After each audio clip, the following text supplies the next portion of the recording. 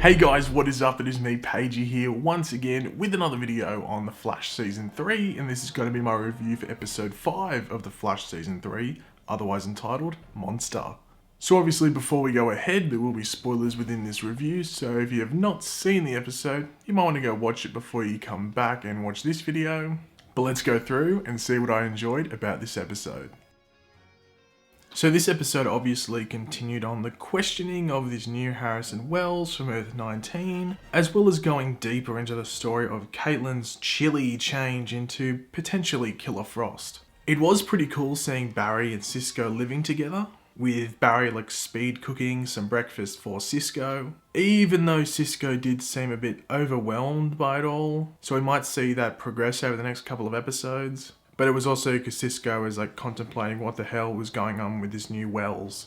As I said before, we continued the story of Caitlyn by meeting her mother, Dr. Tannhauser, who Caitlyn gets a bit aggressive with. Obviously throughout this episode we got little angry hints towards Caitlyn's potential future. But how fun was that introduction to H.R. Wells in Star Labs? Although you gotta be a little curious about him, as he couldn't work a computer and did seem a bit too into that pop music that was playing. And you could see him tapping along with the drumstick. And throughout this episode you saw him just tapping with a drumstick or holding a drumstick multiple times. But I guess the big what the hell moment was when we got that introduction to that monster running around Central City. I must say I thought the CGI was really well done on it. We only saw it a couple of times, but the times that we did see it, it looked pretty damn cool. You really did get to see the extent of Caitlyn's powers when she froze that substance that was was it over or was exactly 2000 degrees? And you definitely got to feel the frustration that Caitlyn felt towards her mother. It's almost like her mother just didn't care what Caitlyn has gone through, with that being all the events that happened at Star Labs as well as what's happened to Ronnie, where he didn't really die once, he died twice. But Caitlyn did go that extra measure when she started attacking her mother's lab assistant, with her eyes going all frosty, which was pretty damn awesome. We did finally get a good reveal of Julian Albert's opinion on metahumans, with him not appreciating the fact that they were all given these awesome abilities, but almost all of them used them for bad. So we learned that H.R. Wells is actually a scientist as well as a novelist. He is keeping a log of his adventures on Earth 1 so he can write another novel and, get some money off it. But it's also to redeem his name, as we learn later in the episode. You had to love the Star Wars references within this episode, with the Empire Strikes Back one, as well as the Jedi one that Barry uses. But you did get to see Julian have a different opinion on the Flash when, Barry stops Julian from killing that kid that was operating the monster who was actually a hologram. Which makes sense when you connect it to things that were happening earlier in the episode. When H.R. Wells is getting interrogated by Team Flash, he does say for them to give him a while to prove his worth. And I actually think he will do that, but I do think he'll actually head back to Earth 19 at some stage this season, well before the season finale.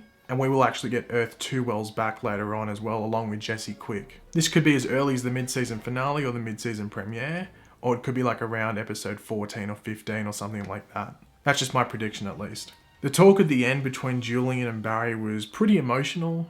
You got to learn a lot about Julian's past, and you got to actually feel for his character, which we really haven't done this season. It really was great work by Tom Felton. It also puts you in two minds thinking, well, I think he's Dr. Alchemy, but now I don't think he's Dr. Alchemy. So it will be interesting to see how his character progresses, as well as Dr. Alchemy's as well. And then obviously the end scene was the Killer Frost one, where basically Caitlyn's mother tells her that the more she uses her powers, the harder it's going to be to, stop it or reverse it. And obviously it's almost like Caitlyn's got split personalities, almost like what we're expecting to happen with Julian Albert and Dr. Alchemy, and Killer Frost just takes over. So I think this is the struggle that Caitlyn's going to go over in the next 1 or 2 episodes, and I think it's going to be very entertaining and almost stressful to watch.